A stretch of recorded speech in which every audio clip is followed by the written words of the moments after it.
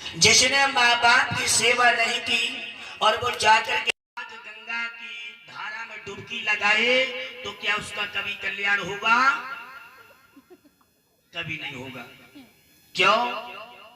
गंगा गंगा नहाने से केवल हमारा शरीर का शुद्धिकरण होता है, ना कि हमारे पाप धुलते हो।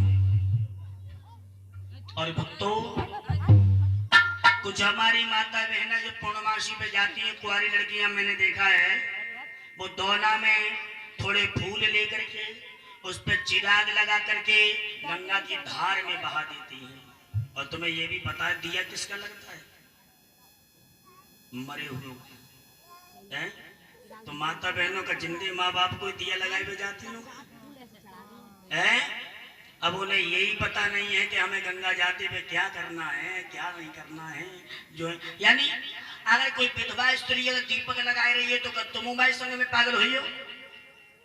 एक जगह हम कथा कर रहे थे, कलश वाली कन्याओं को लेकर के गए थे ब्रजघाट, तो हमसे पूछा गया कुछ नहीं, लड़कियों ने तुरंत ही दोने ले लिए और दीपक लेकर के नहा धो करके उन्होंने चढ़ा दिया। हमने कहा ये क्या कर रही हो? बोले गुरुजी गंगा मैया को प्रसन्न कर रहे हैं। बहुत बढ़िया, गंगा मैया ऐसे प्रसन्न होंगी। लेकिन मैया हो, कभी हमें देखा देखी नहीं करनी चाहिए। क्यों? गंगा में जाते समय पर हमें सबसे पहले गंगा मैया में प्रवेश करने से पहले हमें गंगे महारानी को ध्यान में रखना चाहिए, सभी देवी देवताओं को ध्यान में रखना चाहिए। उसके बाद गंगा मैया में प्रवेश करें और गंगा मैया में केवल 5 गोते लगाएं। 7 गोते कुंवारी कन्या कभी न लगाएं, 5 गोते लगाएं। और सुनिए, गंगा मैया में स्नान करने के बाद अपने शरीर का मैल हमें कभी नहीं छुटाना चाहिए। गंगा मैया में कभी हमें साबुन, शैम्पू और सर्फ का इस्तेमाल नहीं करना चाहिए। गंगा में स्नान करते समय पर हमें कभी भी उसमें थूकना या कुल्ला करना नहीं चाहिए। कुछ लोग करते हैं कि उसी में से जल पिया और उसी में से दतुन किया, उसी में थूक दिया। गंगा महारानी को वैसे तो मां मान रहे हो, अब पता ही नहीं कि गंगा में हमें करना क्या है। गंगा स्नान करने के बाद हमें गंगा के घाट पर या गंगा के जल में खड़े होकर के हमें कभी अपने बालों को नहीं झाड़ना चाहिए। ऐसा करने से भी हमें पाप लगेगा। हमारे हिंदू धर्म में ये सबसे बड़ी कमी है, वेद ग्रंथों को, शास्त्रों को कोई नहीं पढ़ता। टच का मोबाइल ले लिया, बस अच्छी अच्छी मूवियां, मैच बहुत देखते हैं, या छोटे छोटे बच्चे देखेंगे मोटू पतलू, उससे क्या ज्ञान मिलेगा है?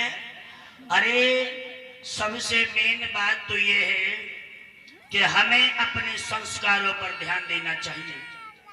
मैयाओं, मैं तो यही कहना चाहूंगा कि देखिए, हमारे हिंदू धर्म में इतने शास्त्र हैं, शास्त्रों का अध्ययन करो, रामायण पढ़ो, गीता पढ़ो, और जिस घर में रोजाना अगर 2-4 मिनट या 10-15 मिनट गीता का पाठ होता है या तुलसी का पूजन होता है, तो वो घर एक घर नहीं होता बल्कि वृंदावन होता है, वृंदावन। एक बात और बताएं, एकादशी वाले दिन हमें तुलसी दान करना बहुत जरूरी होता है। तुलसी माता को दान करना चाहिए, तुलसी को दान करो। एकादशी वाले दिनों तुलसी मैया का पौधा अपने घर में जरूर लगाओ। अगर तुलसी का पौधा जब एकादशी वाले दिन लगाते हैं, जितने नए पात आते हैं, जितने झड़ जाते हैं, तो समझ लीजिए तुम्हारा घर वो वृंदावन से कम नहीं है। कौन कौन लगाते हैं एकादशी वाले दिन तुलसी का पौधा? उठाइयो हाथ।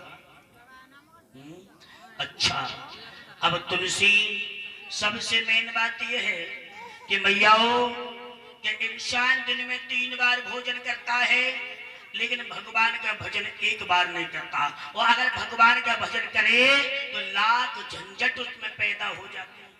क्यों? कभी कह रहा हुआ है, क्या कह रही है? बताइए।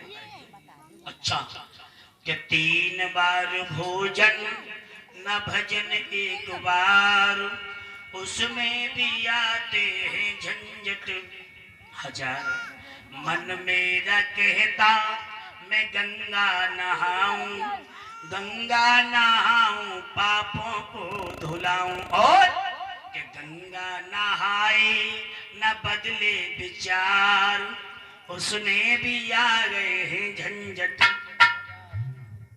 गंगा नहाए अगर तुम्हारे विचार नहीं बदले तो गंगा नहाने का कोई फायदा नहीं है।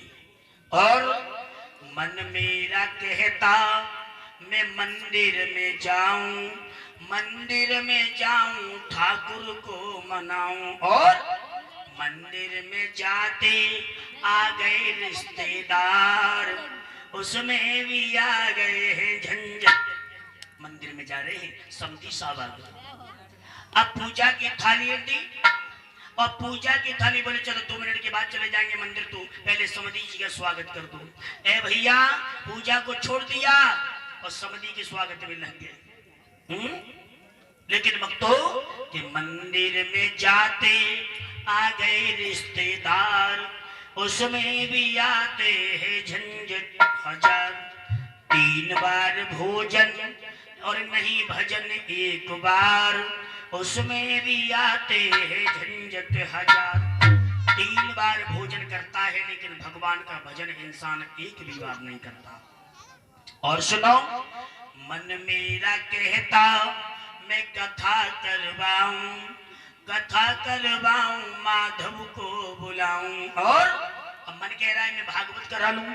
गलंच लगाया, साउंड भी है, टेंट भी है, डीजल भी है, सामग्री भी है, इनको पैसा भी देना है, खर्चा ज्यादा है। अब मन तो कह रहा है भागवत करा लूं, कि मन मेरा कहता मैं कथा करवाऊं, कथा करवाऊं संतों को बुलवाऊं, और कि महंगाई ज्यादा मेरा बड़ा है परिवार, उसमें भी आ गए हैं झंझट 1000। मन तो कह रहा है भागवत कराएं, कहना आसान है, लेकिन कह तो सब देती मैं भागवत कराऊंगा, लेकिन भागवत को कह करके हमें कभी भी जो भागवत को कह देता है या रामायण को कह देता है या कि किसी हवन को कह देता है, और उसको कहने के बाद अगर वो नहीं कराता है तो समझ लीजिए क्या होता है पता है? उसका कल्याण कभी नहीं होता। जैसे या तो किसी का संकल्प मत लो, किसी चीज को कहो मत, और ऊपर से मोदी जी ने जीएसटी और लगाई दे, जीएसटी। महंगाई इतनी हो गई है, जब एकता कॉलोनी में तो सबसे ज्यादा महंगाई है। अब के दान दक्षिणा की जांच से थोड़ी कमी चल रही है, क्योंकि फैक्ट्री से पैसा नहीं मिल रहा है। और हाँ,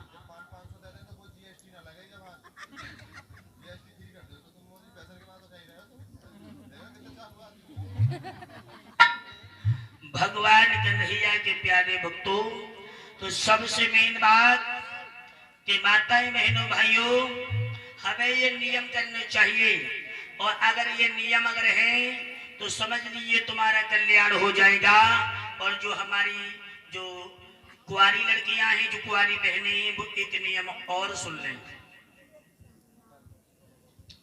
जो भी हमारी कुंवारी बहनें हैं वो एक नियम और सुने कि हमेशा के लिए ध्यान रखना कि गंगा पे जाते समय पर हमें दक्षिण दिशा में बैठ करके कभी प्रसाद को ग्रहण नहीं करना चाहिए। दक्षिण दिशा में बैठ करके कभी प्रसाद ग्रहण नहीं करना चाहिए। भगवान कन्हैया के प्यारे भक्तों, सुखदेव जी समझाने लगे कि हे राजा परीक्षित बेटा,